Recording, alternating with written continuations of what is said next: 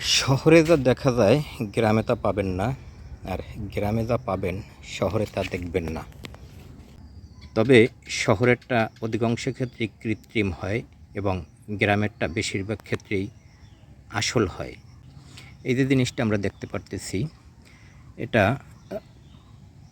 এখানের বরিশালের আঞ্চলিক ভাষায় ওল কচু বলে, বাক্তারগাটি বলে, এ জাতীয় একটা কচু আছে। এই কচুর সমগোত্রীয় আর একটা প্রজাতি, যাকে আমরা এই অঞ্চলের মানুষ বুনো কচু বা আরও আঞ্চলিক ভাষায় বুন্না কচু বলে থাকি। তারপরেও আরও স্থান বেদে এর আলাদা নাম আছে। কোথাও কোথাও এটাকে সাপলের ডাঁটা নামে আমরা বলে থাকি। তো এটা সেই সাপলের ডাঁটা জাতীয় একটি কচু। এটি খাওয়া যায় না, এটি যথেষ্ট বিষাক্ত, মানে খুবই চুলকানি হয়। এটা খেলে কারো কারো চুলকানির তাড়নায় মুখ ফুলেও যায়। এ কখনো গাছ হয়, আবার এর তো সরাসরি গাছ না হয় একটা ফুল হয়েছে।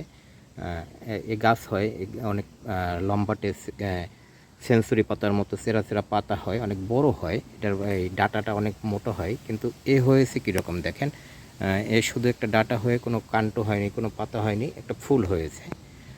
তো আমাদের গ্রামাঞ্চলে এ জাতীয় অনেক জিনিস দেখা যায়, যেটা শহরের মানুষ অধিকাংশ ক্ষেত্রেই দেখতে পারে না। তো আপনাদের সুবিধার্থে আমি দেখাবার চেষ্টা করলাম।